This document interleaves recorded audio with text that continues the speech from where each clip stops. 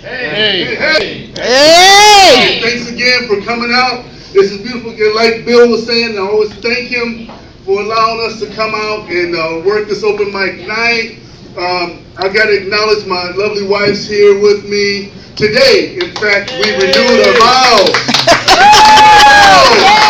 And little did she know, I renewed 2 vows because at dawn's early light, I opened up my eyes and she's staring down at me. And she said, "Do you vow not to mention me in the comedy tonight?" I said, I vow, I won't mention you. I said, "But honey, come on, that's material. It's marriage, it's material." She said, "No." I said, "Well, can I lie?" She relented. She said, "Okay, you can lie." Ladies and gentlemen, I've been happily married for 15 years. It's wonderful. We never fight. We go everywhere together. And when men come up and she looked them up and down, I just know they were friends of hers in high school or something. So yes, marriage is a beautiful thing. And I tell you, but okay, I'm going to keep to my vow. I'm not going to mention her, but she's got to open up the doors for what happened before we met. She rescued me from PTSD, yes indeed, post-traumatic shock dating. Those people I dated before I met her. I met a young lady. She was very open with me. She said she was in AA. I said, AA, it's okay, a little substance abuse. I'm good with that. She said, no, anatomical augmentation. She said, I'm wearing Spanx. I'm like, Spanx? What is Spanx? She said, you know, a girdle. I couldn't tell, because what I saw was tight. She was walking around like strutting like a peacock. Hit that thing, you could bounce a quarter off of it. It was tight. She took them Spanx off. You could tap it. It was like a wave. I said, girl, stop that. She said, I got to put back on the Spanx. I said, don't do it. Then she wore this thing. It was called a push-up. A push-up? Yeah, push it up. She took it off. I said, girl, you need to do some push-ups. You know, you need to peg pop. Get with that thing. That's all right. But it was traumatic. One of my favorites. She was lovely. She enticed me. She intrigued me. I mean, I met her. She was a singer at a club. I mean, this girl was so classy, a female. She was cool enough to do Bono. I was like, what? She strolled into my. She said, I have run through the fields. I have climbed highest mountains only to be with you. I have run, I have crawled, I have scaled these city walls only to be with you. I was like, that's a classic girl right there. Got to have her. This girl could do Bono. Got home with her. Little did I know that she was a pet lover. Okay, now it's okay to love your pets, but don't be a pet lover.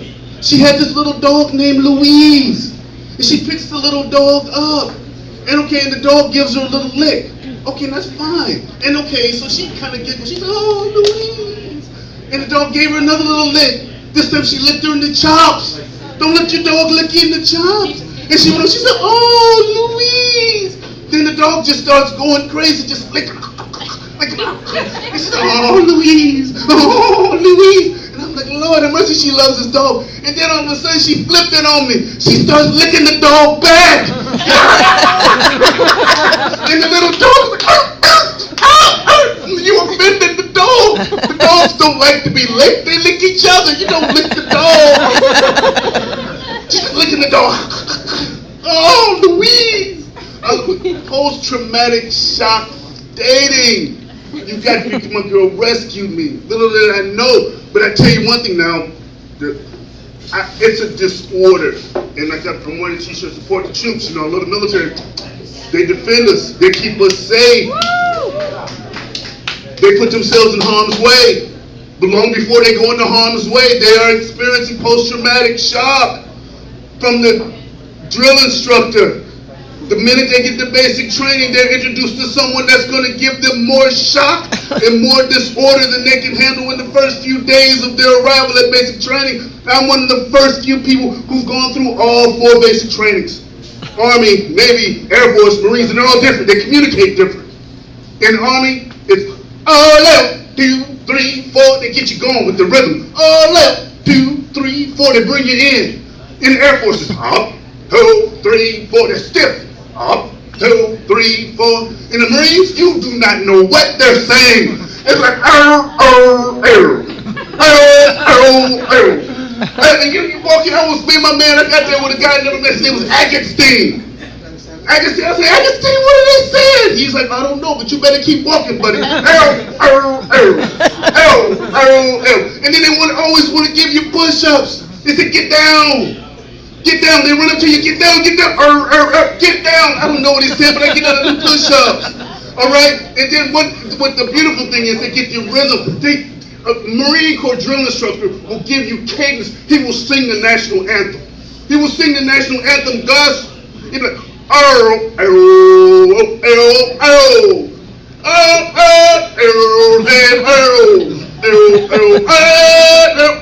right. I'm like, oh my goodness, this is great. Then they got a black dude out there. Drill instructor, tall, slim, black dude. He started doing Cool in the Gang. Jungle Boogie. We was rolling. He was like, so we started getting with Miss Agustin. We was rolling with him, right? We was rolling with him. And he ran up to us. He said, get down, get down. So we really started getting down. We was like, what? We gonna roll. I was doing push-ups all day. Thank you, ladies and gentlemen. I'm here. Anthony Flowers.